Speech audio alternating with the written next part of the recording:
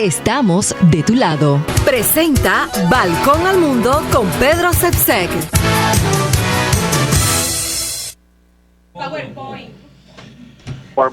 A las 9:55 minutos tenemos desde el balcón, la azotea, la mirada, la perspectiva de don Pedro Sepsek. ¿Cómo está usted?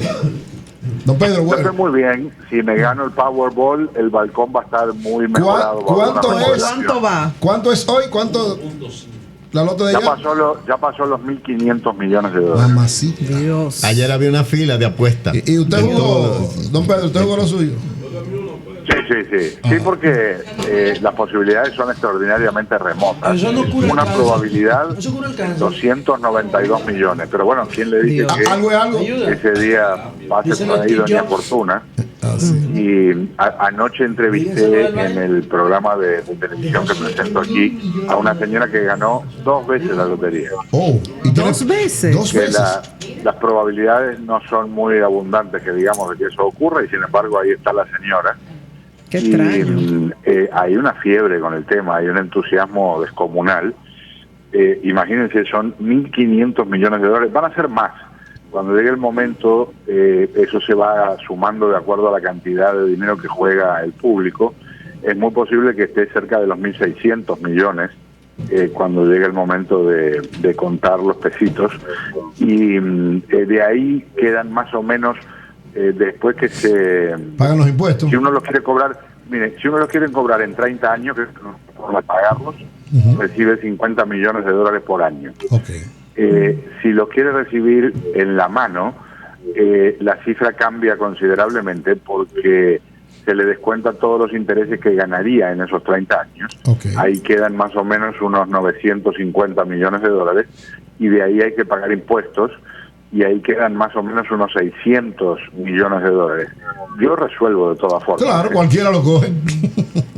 ¿Para qué? Cualquiera lo coge. Mire, tiene tanto dinero. Don Pedro, si fuera conocimiento, sí. ¿Cuál es la evaluación del discurso del presidente Obama ante el Estado de la Unión? Bueno, ha sido muy positiva la respuesta. Ha tenido la mejor respuesta en muchos años, incluyendo los discursos, los 8 que le tocó al presidente Obama presentar allí en el Congreso. Este es el último porque tiene que entregar el poder el año próximo, y los de muchos presidentes previos.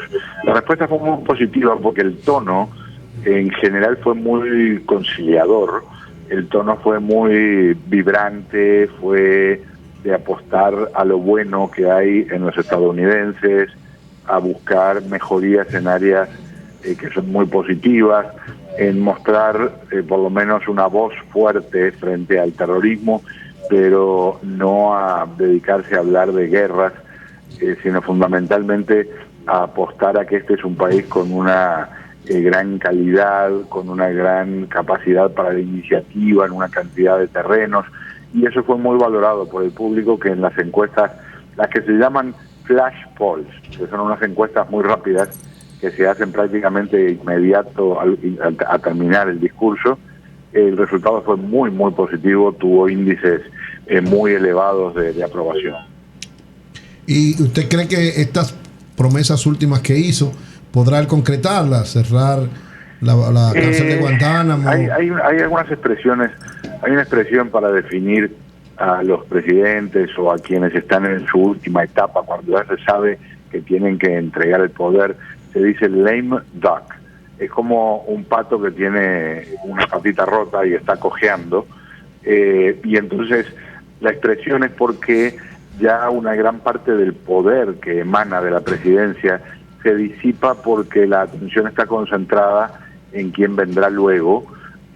Ya no hay la fuerza que emana de la Casa Blanca, y el Congreso, que por supuesto además no está bajo control de los demócratas, puede mantener todavía más distancia. Aquí hay dos cosas. Una, puede ser que haya algunas cosas bipartidistas. Ya se logró un acuerdo muy grande para el presupuesto del gobierno que evitó que se cerraran las oficinas del gobierno. Eso es positivo. Puede haber algunas cosas en el territorio de la asistencia sanitaria, de proyectos para estudiantes, pero tal vez por el lado que se debe esperar más es por el lado de lo que nosotros en Latinoamérica conocemos como decretos.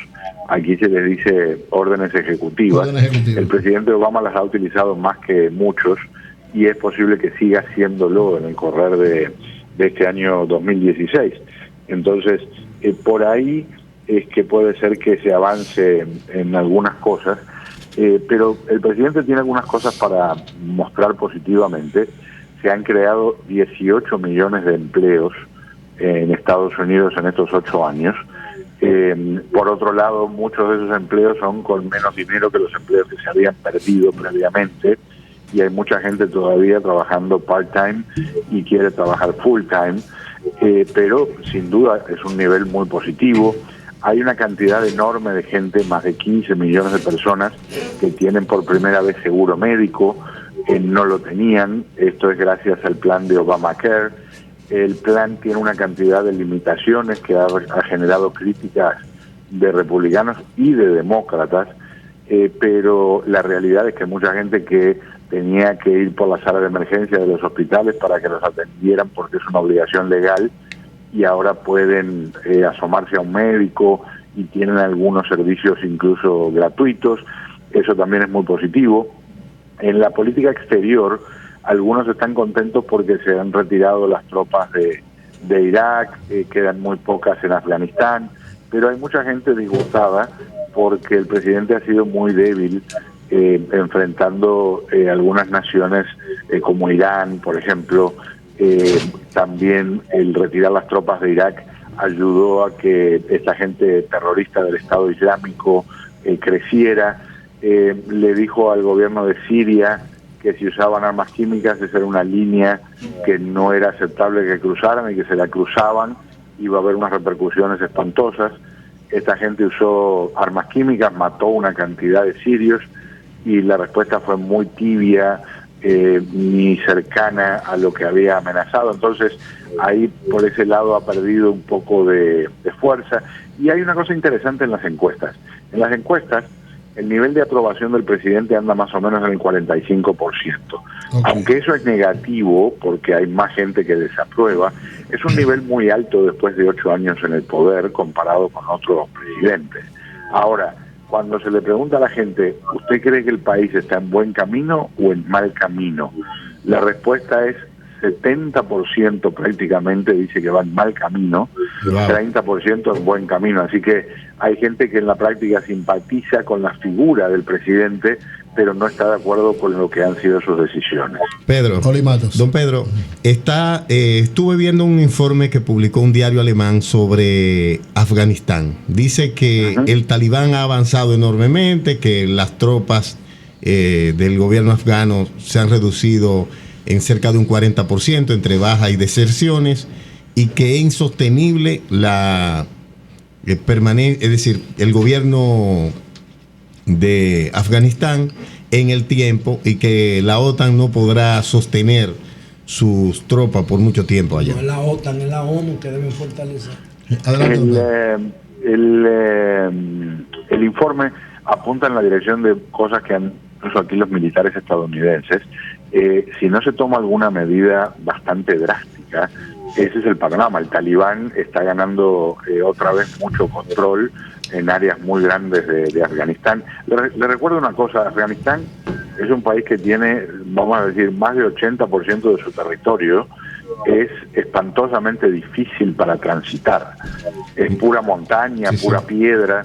Entonces uno puede controlar zonas grandes y en la práctica que no sea muy útil en términos de, por ejemplo, amenazar ciudades. Pero la realidad es que el talibán ha crecido otra vez muchísimo. La realidad es que el ejército de Afganistán se lo han llevado por delante en algunos lugares.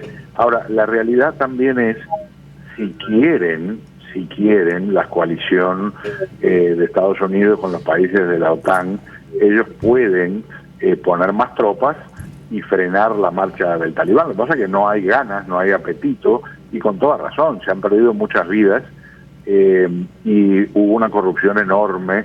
El gobierno anterior de Karzai se robó una cantidad de dinero descomunal, y además generó unos problemas tremendos porque favorecían a unas tribus y atacaban a otras.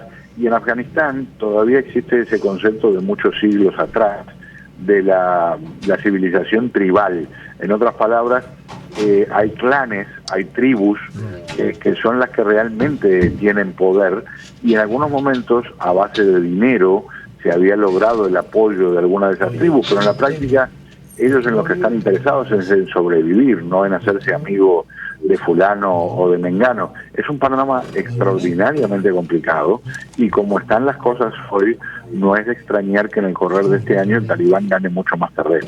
¿Hay similitud entre el periodo de entreguerra, entre la Primera y la Segunda Guerra Mundial, y el periodo actual, donde Estados Unidos, aunque es la potencia más importante del mundo, ve amenazada su supremacía por algunas fuerzas que ya no se dejan dirigir por el poderío norteamericano?